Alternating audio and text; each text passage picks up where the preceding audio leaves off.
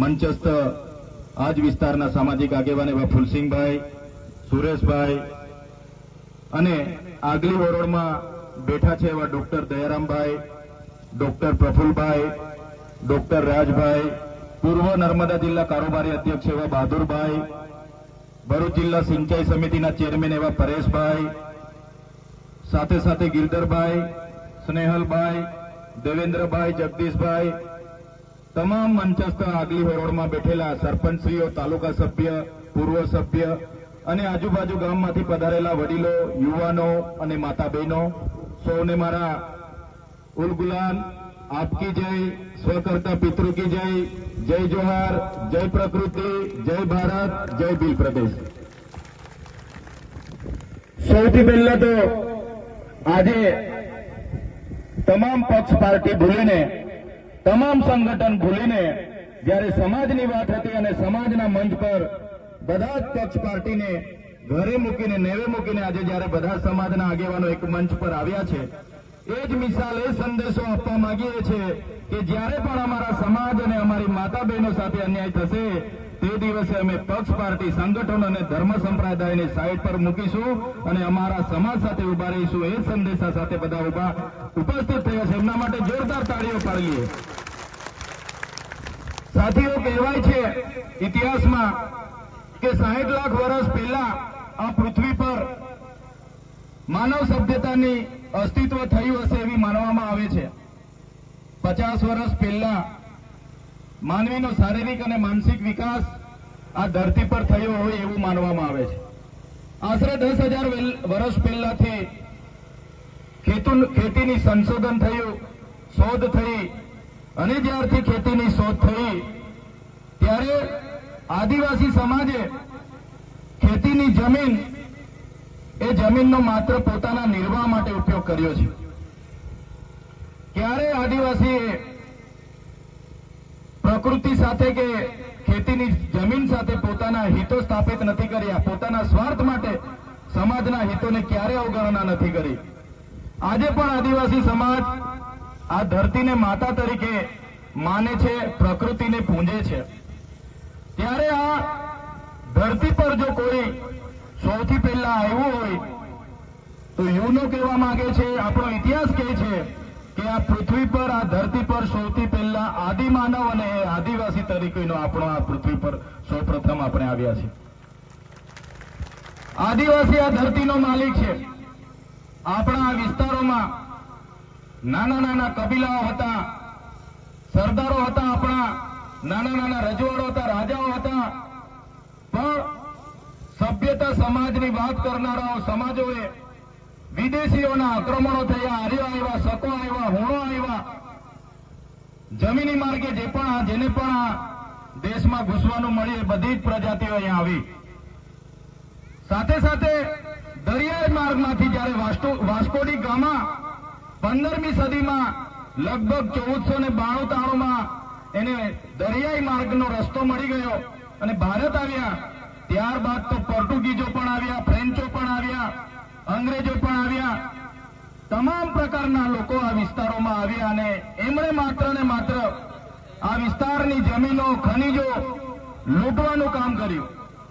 જે આદિવાસી સમાજ પોતે સરળ હતો, સંવેદનશીલ હતો, પોતે પ્રકૃતિ પૂજક હતો, પ્રકૃતિના મૂલ્ય સાથે જીવતો હતો, સહકાર સાથે જીવતો હતો, જે ક્યારેય કોઈનું શોષણ નહોતો કરતો, શોષણ મુક્ત જીવન હતું, ત્યારે આવા લોકોના અતિક્રમણો થવાથી સંઘર્ષો થયા, આપણા રજવાડાઓ ગયા, આપણા રાજાઓને બંદી બનાવવામાં આવ્યા, મારી નાખવામાં આવ્યા અને જ્યારે જળ, જંગલ, જમીન, ખનિજ સંપદાઓ પર જ્યારે બીજા લોકોએ રાજ કરવાનું શરૂ કર્યું, એને સંપત્તિ તરીકે વિકસાવવાનું શરૂ કર્યું, ત્યારથી લઈને આજ દિન સુધી આદિવાસી સમાજનું શોષણ થતું આવ્યું છે।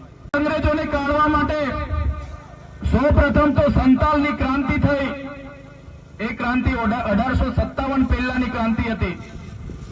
ત્યારબાદ રાજસ્થાનની વાત કરીએ, રાજસ્થાનમાં પૂંજા ભીલ હોય, ત્યાંની હલ્દી ઘાટીની આપણી હલ્દીબાઈ હોય, મધ્યપ્રદેશની વાત કરીએ, ચીતુ કિરાડ હોય, ટાટિયા ભીલ હોય, ઉમાજી નાયક હોય, તમામ લોકોએ ત્યાંની રાણી દુર્ગાવતી હોય, ઝલકારીબાઈ હોય, તમામ લોકોએ જે તે સમયે પોતપોતાની રીતે બને એટલા અંગ્રેજો સામે એમણે યુદ્ધો કર્યા, ક્રાંતિઓ કરી.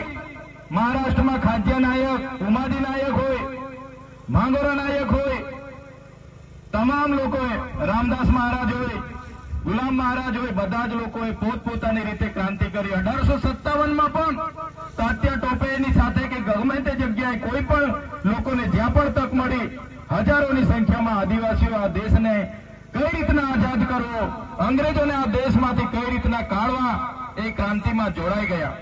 ઝારખંડ બિહારની વાત કરીએ, બિરસા મુંડા હોય, સિંધુ કાનો હોય, ઝાલો ફૂલો હોય, તમામ લોકોએ જે તે સમયે પોતાની આહુતિ આપી દીધી, શહીદીઓ ઓરી લીધી. માનગઢમાં ગુરુ ગોવિંદજીએ ત્યાં સમસંભા મળી, સ્વાયત્ત રાજની માંગ કરી અને સામંત રાજાઓ અંગ્રેજોએ ગોળીબાર કરીને 1500 થી પણ વધારે લોકોએ ત્યાં મોતને ભેટીને શહીદીઓ ઓરી. આ આપણો ક્રાંતિકારી, તે સમયનો આપણો ક્રાંતિકારી જોશ હતો. આપણા લોકોએ આટલી મોટી ક્રાંતિઓ કરી છતાં દુઃખ સાથે કહેવું પડે છે કે દેશના ઇતિહાસમાં ક્યાંય આપણા લોકોને સ્થાન નથી મળ્યું. સાથીઓ, અંગ્રેજો તો આ વિસ્તારમાંથી જતા રહ્યા. 1997માં દેશ આઝાદ થયો. લોકશાહી તાંત્રિક પ્રમાણે લોકશાહી ઢબે નવી સરકારો બની, પણ જે અંગ્રેજોની નીતિઓ હતી એ નીતિઓ ચાલુ રાખી. 1927માં જંગલ ખાતું બન્યું, એ જ જંગલ ખાતાને પણ ચાલુ રાખ્યું, એ જ નીતિઓ ચાલુ રાખી. ટેન્સા ખોદતા હશે કે ખાડા ખોદતા હશે, એમને એકવાર તમારો અમારા સંદેશા પહોંચાડી દેજો. અમારો સમાજ પક્ષ, પાર્ટી, સંગઠનો છોડીને એક થવા જઈ રહેલો છે. આવનારા દિવસોમાં નાનીલાલ, સોરતા, કાકરપાડા, હલગામપાડી કે દોધનવાડી એટલા ગામના ખેડૂતો નથી, પણ જે દિવસે આ ગામના ખેડૂતોને હેરાનગતિ કરવામાં આવશે તે દિવસે માત્ર અંબાજીથી ઉમરગામના નહીં, પણ રાજસ્થાન, મહારાષ્ટ્ર, મધ્યપ્રદેશના જે પણ ભીલ પ્રદેશમાં આવે છે એવા 49 જિલ્લાના લોકોને ત્યાં અમે ભેગા કરી દઈશું. તમે એકલા નથી, તમારી સાથે અમે બધા છે. પણ આપણા ગામના યુવાનો, માતા બહેનો, વડીલોને પણ તમારે કહેવું પડશે. જ્યારે પણ આપણા કુદરતી અધિકારોની વાત આવે, જ્યારે પણ આપણા માનવ અધિકારોની બચાવવાની વાત આવે, જ્યારે પણ આપણા સામાજિક મૂલ્યોને બચાવવાની વાત આવે, ત્યારે બધાએ એક થવું પડશે, બધાએ બહાર આવવું પડશે અને બધાએ લડવું પડશે. લડત એવી કરવી પડશે. હવે લડેંગે, જીતેંગે, જિંદાબાદ, મુર્દાબાદ કરવાનું થતું નથી.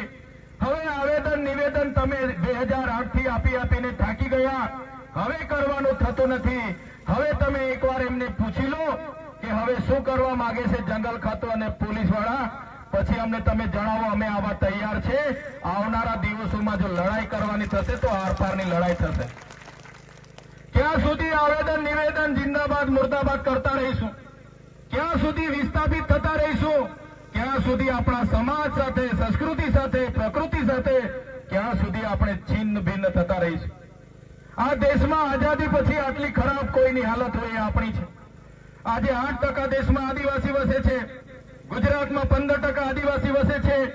પણ જ્યાં નિર્ણાયક ભૂમિકામાં આદિવાસી નથી, ન્યાય પ્રણાલિકામાં આદિવાસી નથી, કોર્પોરેટ જગતમાં આદિવાસી નથી, મેઇન ભૂમિકામાં અધિકારોમાં આદિવાસી નથી, ત્યારે સાથીઓ આપણે જાગવાની જરૂર છે. આ જંગલની જમીન આપણી છે. કોઈએ પીછેહટ કરવાની નથી. અમે તમારી સાથે છે. તમામ આગેવાનો તરફથી હું તમને વચન આપું છું કે જ્યારે પણ તમારી લડતની જ્યારે શરૂઆત કરશો ત્યારે અમે કહીજો, અમે બધા જ લોકો પક્ષ પાર્ટી ભૂલીને તમારી સાથે ઉભા રહીશું. તમારે ક્યારેય કોઈની સાથે ડરવાની જરૂર નથી. મિત્રો, આઝાદીના આજે પણ દેશમાં જો કોઈનું સૌથી મોટું શોષણ થતું હોય તો એ આપણા આદિવાસી સમાજનું થાય છે. દેશ આઝાદ થઈ ગયો, પણ આજે પણ આદિવાસી સમાજ ગુલામીનું મહેસૂસ કરી રહ્યો છે. આજે પણ મનુવાદી શાસન ચાલે છે, સામંતશાહી શાસન ચાલે છે. આજે પણ આદિવાસી સમાજ પોતાની પ્રકૃતિ, પોતાની સંસ્કૃતિ, પોતાના સમાજ સાથે છીનબીન થઈ ગયો છે. આજે દેશમાં ડેમના નામે, આજે દેશમાં જીએમડીસી, જીઆઈડીસીના નામે, ખાણોની ખોદાણના નામે, રોડના નામે, મોટા પ્રોજેક્ટોના નામે, રહેણોના નામે, કોરિડોરોના નામે સૌથી વધારે જો કોઈને વિસ્થાપિત કરવામાં આવ્યા હોય તો એ આજે આદિવાસીઓને કરવામાં આવ્યા છે. આજે દુઃખ સાથે કહેવું પડે છે, આજે દેશમાં 1,40,00,000 આદિવાસીઓ બેહાલ છે, બેઘર છે, બેબસ છે, જેમને વિસ્થાપિત કરી દેવામાં આવ્યા છે, પણ આજ દિન સુધી એ લોકોને આ એમનું વળતર, એમની જમીન સામેની જમીન કોઈ પણ પ્રકારની સરકારોએ સુવિધા નથી આપી. ત્યારે સાથીઓ, આજે આપણે વન અધિકાર અધિનિયમની વાત કરીએ છીએ. વન અધિકાર અધિનિયમ 2006માં બન્યો. એના પહેલા પણ 1980માં વન અધિકાર કાનૂન બન્યો હતો. ત્યારે પણ આ લોકોએ આપણા લોકોને જે જંગલની જમીન ખેડતા હતા એમને અધિકારના દાવાઓ નહોતા આપ્યા. આદિવાસી જંગલ ખાતું કહેવા માંગતું હોય કે આ જમીનો અમારી છે, ત્યારે હું આજના મંચ પરથી કહેવા માંગુ છું જંગલ ખાતાને પણ, તમારું જંગલ ખાતું તો 1927માં બન્યું છે. અમારા લોકો હજારો વર્ષથી અહીંયા રહે છે, અને જે દિવસે અમારા લોકોને હેરાન કરશો તે દિવસે આદિવાસી વિસ્તારોમાંથી તમારા જંગલ ખાતાને પણ દૂર કરતા અમને વાર નહીં લાગે. તમારા જંગલ ખાતાને પણ આદિવાસી વિસ્તારોમાંથી અમે હટાવી દઈશું, ઘૂસવા નહીં દઈએ. અનુસૂચિત વિસ્તાર છે અમારો, અહીં પૈસા એક્ટ લાગુ છે. અનુસૂચિત વિસ્તાર હોવાના નાતે બંધારણની 244(1) ના આર્ટિકલ પ્રમાણે 13 ની કલમ પ્રમાણે આ વિસ્તારમાં કોઈ સરકારની, કોઈ જંગલ ખાતાની કે કોઈની જમીન નથી. આ વિસ્તારમાં જો કોઈની જમીન હોય એ તમામ જમીનો અમારા આદિવાસીઓની છે, આદિવાસીઓ સાચવેલી. આ જે જંગલો દેખાય છે એ કોઈ જંગલો જંગલ ખાતાએ નથી બનાવ્યા. આ તમામ જંગલો કુદરતી રીતે બનેલા છે. અમારા આદિવાસીઓ પેડને પણ પૂજે છે, નદીને પણ પૂજે છે, પહાડને પણ પૂજે છે, જીવજંતુને પણ પૂજે છે, સાપને પણ પૂજે છે, વાઘને પણ પૂજે છે. આ પ્રકૃતિનું ના જંગલોનું કોઈ સાચવવા હોય તો એ અમારો આદિવાસી સમાજે સાચવવા છે, નહીં કે કોઈ જંગલ ખાતાએ. ત્યારે 1980માં પણ આપણને દાવા હક નથી મળ્યા, અને 2006માં જયારે કાનૂન બન્યો, એ કાનૂન અંતર્ગત પણ જે લોકો વર્ષોથી પોતાની પરંપરાગત રીતે ખેતી કરતા હતા, રહેઠાણો હતા, એમના નિયમ અંતર્ગત એમને જમીન આપવા માટે 2006ના અધિનિયમના કલમ 3માં પ્રકરણ 4 અને /5માં લખેલું છે, કોઈ પણ આદિવાસી પરંપરાગત રીતે રહેઠાણ કરે, ખેતી કરે, એને કોઈ પણ રીતે એને દૂર નહીં કરી શકાય, એનું દબાણ હટાવી નહીં શકાય. એની માન્યતા જ્યારે પણ એની ખરાઈ કરવાની થાય, એની ખરાઈ કર્યા સિવાય ક્યારે પણ આદિવાસીને કનગડત નહીં કરી શકાય. એ સુપ્રીમ કોર્ટનું જજમેન્ટ છે, છતાં આ જંગલ ખાતાવાળા હેરાન કરે. સાથીઓ, આપણે તૈયાર થવું પડશે કાયદાકીય રીતે પણ. અહીંયા ઘણા એડવોકેટ મિત્રો પણ હશે. જો સુપ્રીમ કોર્ટ આવું કહેતી હોય અને આ ફોરેસ્ટ વાળા એમની મનમાની કરતા હોય તો કોર્ટ ઓફ કન્ડેમ કરવા માટે પણ આપણે તૈયાર રહેવું પડશે. એ લોકોને કોર્ટમાં લઈ જવા માટે પણ તૈયાર રહેવું પડશે. આ વિસ્તારમાં 1968માં જયારે ઉકાઈ બાંધણી બાંધવામાં આવ્યો, ઉકાઈ ડેમ બાંધવામાં આવ્યો, ત્યારે આ જ ગામોને વિસ્થાપિત કરીને આ વિસ્તારોમાં મૂકવામાં આવ્યા છે. આજ દિન સુધી જમીન સામેની જમીન નથી મળી. એક વ્યક્તિને સરકારી નોકરી આપવાની વાત હતી, મફત વીજળી આપવાની વાત હતી, મફત સિંચાઈનું પાણી આપવાની વાત હતી, છતાં પણ આજે આપણને મળી નથી. ત્યારે આ દુઃખની વાત છે. ઉકાઈ ડેમ હોય, કાકરાપાળ હોય, નર્મદા ડેમ હોય કે કડાણા ડેમ હોય કે કરજણ ડેમ હોય, જે પણ મોટા મોટા પ્રોજેક્ટો આવે છે એમાં આદિવાસીઓ પોતાનું ખૂબ મોટું યોગદાન આપ્યું છે. છતાં આજે દેશમાં 80% આદિવાસી ગરીબી રેખાની નીચે જીવે છે. કહેવાય છે કે ખનિજ સંપદા પૂરા દેશમાં 85% આદિવાસી વિસ્તારોમાં છે. આદિવાસી વિસ્તારોમાં આટલું મોટા પ્રમાણમાં ખનિજો હોવા છતાં આ પરિસ્થિતિ આપણી પેદા થઈ છે. ત્યારે સાથીઓ, આજના આ મંચ પરથી કહેવા માંગીએ છીએ, પણ આપણા નીતિ ઘડનારા લોકોનો ન હોવાના કારણે, મહત્વની ભૂમિકામાં આપણા લોકો ન હોવાના કારણે આજે આ પરિસ્થિતિ આપણી છે.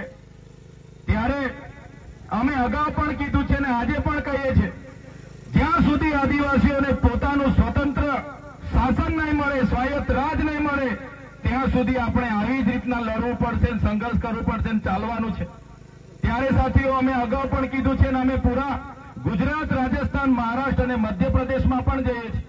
આજે 50% લોકોને અમે ભીલ પ્રદેશના બેનર હેઠળ રાજસ્થાન, મધ્યપ્રદેશ અને મહારાષ્ટ્રના તમામ સાથી આગેવાનો સાથે મળીને બધાની મહેનતથી, છોટુભાઈ વસાવા સાહેબ હોય, મહેશભાઈ હોય, રાજકુમાર પરમાર હોય, કાંતિભાઈ આદિવાસી હોય કે કમલેશભાઈ ડોડિયા મધ્યપ્રદેશથી હોય, બધાના સહકારથી અમે જાગૃતનું બેડું ઉપાડેલું છે. આવનારા દિવસોમાં દેશનું 29મું રાજ્ય ભીલ પ્રદેશ આપણે બનાવવા માટે આગળ આવવું પડશે. આજે 50% લોકો જાગી ગયા છે. પોતાની પાર્ટી, પોતાનું સંગઠન, પોતાનું ધર્મ સંપ્રદાય ઘરે મૂકીને ભીલ પ્રદેશની માંગ સાથે સહમત બન્યા છે. ત્યારે આવનારા દિવસોમાં પણ આ ભીલ પ્રદેશની લડતને આગળ જવાવા માટે, આગળ ધપાવવા માટે આગળ આવવું પડશે. ત્યારે જ આપણો ઉદ્ધાર થશે એવું અમે સ્પષ્ટ માનીએ છીએ. આજે નર્મદા ડેમના પાણીની વાત કરીએ, ઉકાઈ ડેમના પાણીની વાત કરીએ, મોટી મોટી જીઆઈડીસીઓ અને કારખાનાઓને આપવામાં આવે છે. નર્મદા ડેમનું પાણી કચ્છ સુધી લઈ જવામાં આવે છે. 500 કિલોમીટર પાણી લઈ જવામાં આવે છે. અમે કહીએ છીએ તમે 1000 કિલોમીટર લઈ જાઓ, અમને કોઈ વાંધો નથી. પણ જે લોકોએ પોતાની જમીનો ગુમાવી છે, જે લોકોએ આખાને આખા ગામો વિસ્થાપિત કર્યા છે, એ લોકોને આજે પણ જે વચનો આપ્યા હતા એક જણને નોકરીના, જમીન સામે જમીનના, સિંચાઈના, વીજળીના, એ નથી આપ્યા. ત્યારે આવનારા દિવસોમાં જો સરકારો આદિવાસીઓ માટે નહીં વિચારશે તો આવનારા દિવસોમાં નર્મદા કેનાલ બંધ કરવા માટેનું પણ અમે આહવાન કરીશું અને નર્મદા કેનાલ પણ અમે બંધ કરાવી દઈશું. સાથીઓ, આજની આ લોક સંઘર્ષ મોરચાની આજની મિટિંગમાં જે પણ આપણા પ્રશ્નો ઉપસ્થિત થયા છે એમાં આપણે ઉમરપાડાના તમામ ખેડૂતોને પણ સાથે રાખીશું. જે પણ મજૂરોને લઈને આવે છે એ પણ આપણા સમાજના છે, એમને પણ સમજાવીશું. અને એકવાર ફોરેસ્ટવાળાને અને સરકાર સુધી પણ આપણે રજૂઆત કરીશું. પછી પણ નહીં માનશે તો અમે પણ તમારી સાથે આવીને તમારા વિસ્તારમાં ઉભા રહીશું. એ લડતને ક્યારે આપણે પાછી પાણી નહીં કરી. આપણી જમીન છે, એ જમીનને આપણે બચાવીશું. વધારે વિશેષ નથી કહેતા. આગળ પણ એક વ્યારા ખેડૂત સંમેલન છે, એમાં પણ મારે હાજરી આપવાની છે. ત્યારે આજના આ કાર્યક્રમમાં લોક સંઘર્ષ સમિતિ વતી અમને તમામ આગેવાનોને અહીં પધારવા માટેનું આમંત્રણ મળ્યું, અમારું સ્વાગત કર્યું, સન્માન કર્યું અને અમને બોલવાની જે તક આપી છે એ બદલ તમામ આયોજક મિત્રોનો અમે આભાર માનીએ છીએ.